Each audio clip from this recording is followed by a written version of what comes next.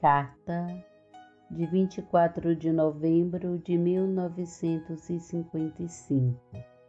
Querido Joel, este assunto do eu é tão sutil que se insinua em todos os inconscientes e nos encontramos pensando: eu posso fazer algo, ser algo.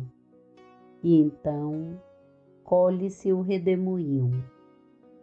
Acho que devemos ficar contentes por isso, se isso nos trouxer de volta ao eixo.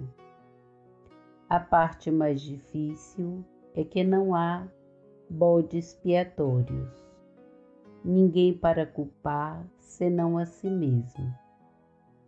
Quando veio o pensamento do perdão, não havia ninguém para perdoar, nem mesmo a satisfação que me restava de poder ser boa e santa em perdoar alguém, nem um inimigo para quem orar ou para salvar, exceto um eu. Sim, eu era o inimigo. Mais uma vez, você provavelmente deve estar dando gargalhadas, rindo de mim e não levando isso muito a sério.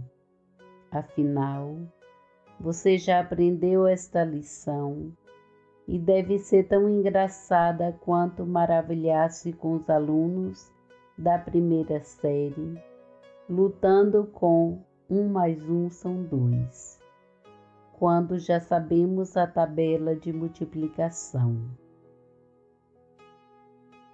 O que me colocou no caminho descendente dessa vez foi um sentimento de que o que era mais necessário era uma maior revelação de Deus, e com este desejo intenso a sensação.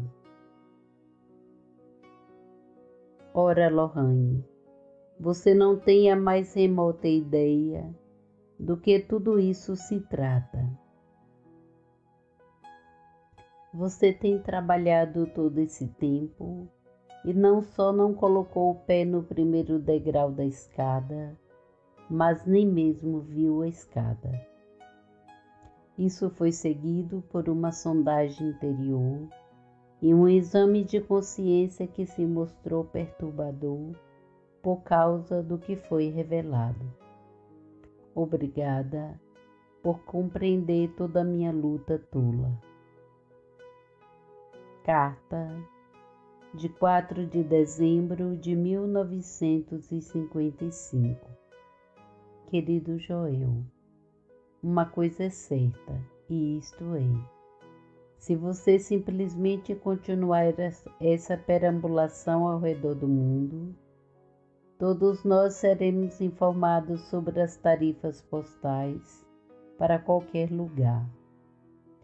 Ainda não sei quanto isto é para Nova Zelândia ou Austrália, mas da próxima vez saberei. Obrigada pela bela carta e pelos muitos cartões postais. É uma alegria ouvir sobre o progresso do trabalho, mas mais ainda saber o quanto essa viagem foi satisfatória para você e que tipo maravilhoso de realização. E agora você é uma figura mundial. É bom lembrar que alguns de nós sempre ficaram um tanto admirados com você, mesmo nos primeiros dias, e não apenas agora, quando todos o procuram. Esta é a minha primeira oportunidade de escrever em mais de uma semana e até que estou bem, visto que o estágio de fluir suavemente e pacificamente, aquela leveza que vem com relaxamento no espírito, ainda não foi alcançada. Ainda nadando para manter minha cabeça acima da água, mas está tudo bem, com peso e tudo mais. Isso também deve passar. Desfrute do Japão, divirta-se e que seu lar seja mais doce para você no seu retorno. Sempre meus mais profundos agradecimentos e amor a você, Lohane. Carta de 15 de dezembro de 1955.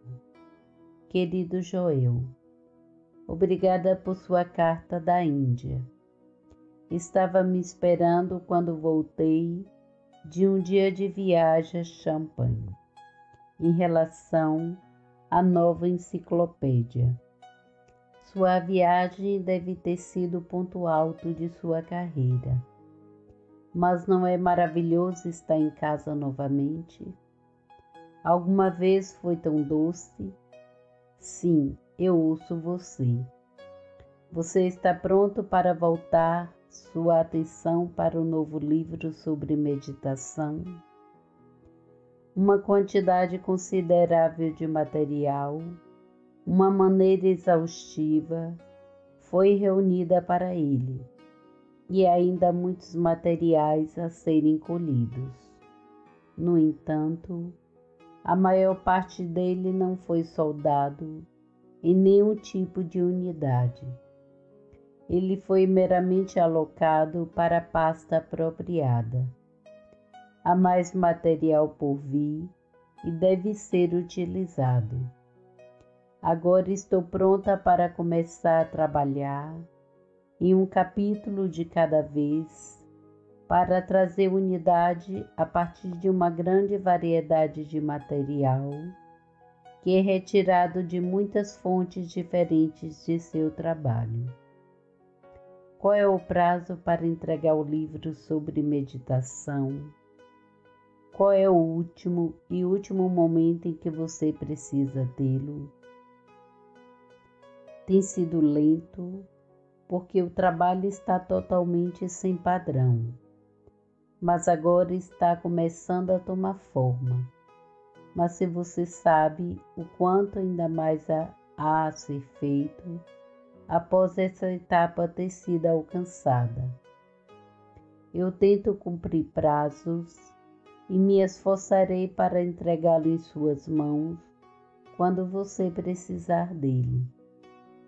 Sei que você vai querer fazer algum trabalho sobre isso, na forma de acrescentar e cortar o que foi incluído até agora. Será útil ter algum tempo para mim, para pensar sobre isso depois que estiver em forma experimental, para que possa ser feito da forma mais perfeita possível. Este deve ser um Natal especialmente alegre para você, por tantas razões. Que seu cálice de alegria seja tão cheio quantos corações gratos possam torná-lo. Amorosamente, Lohane.